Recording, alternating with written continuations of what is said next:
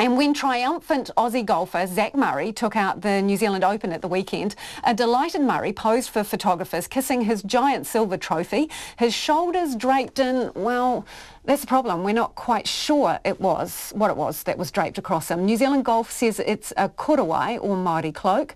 Social media and others haven't been so kind, describing it as a chunk of faux fur from Spotlight or a couch rug topped with rooster feathers. Well-known weaver Veranoa Hetet was weaving while I spoke to her this afternoon, and she says she's also a serious golf fan, so she was watching with the whānau when Murray was cloaked in this thing that horrified her. I could tell straight away that it was a piece of faux fur that you can buy from Spotlight or Kmart or the warehouse. I can tell at a glance. I've been weaving for years now, and I know when a cloak is real and it's not real. So New Zealand Golf did describe it as a korowai and do describe it as a korowai. What would you say to them? Get your terms right. That's all I ask, that the terminology be the proper terminology be used.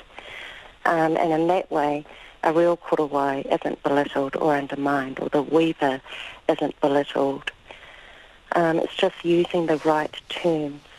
So if it's not a korowai and shouldn't be called a korowai, what would you call it?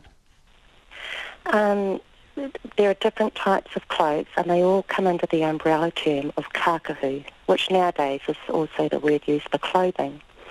So all of the different types of cloaks come under this umbrella term, and the different cloaks are named according to what adorns them. So, for example, a cloak that has kiwi feathers adorning the body of it is called a kahu kiwi.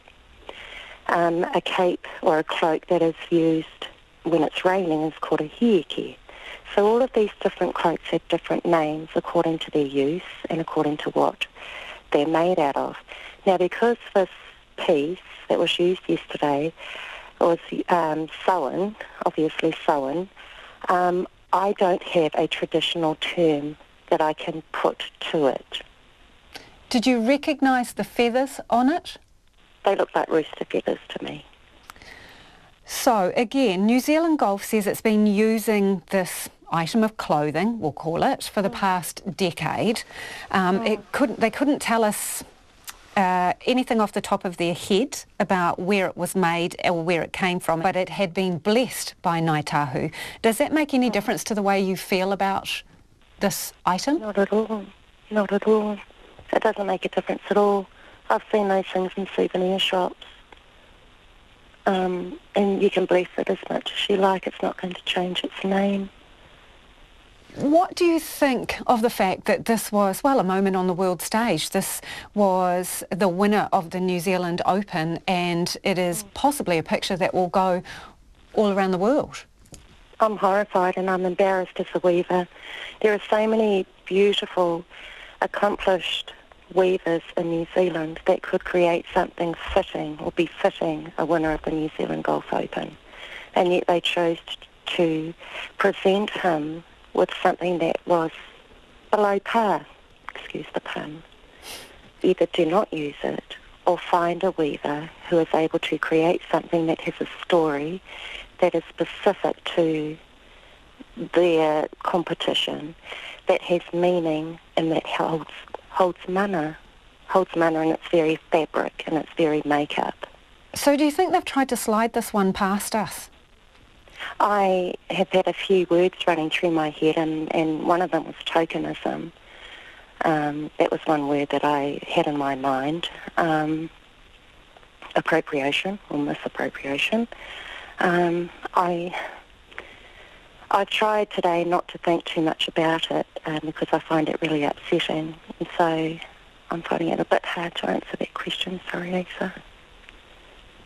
But inappropriate, obviously, in your view, that they should use this item in this way and call it a korowai.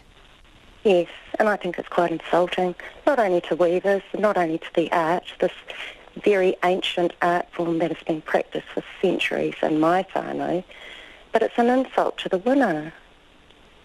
Do you know if anyone's complained about this before? Have you complained since you saw it?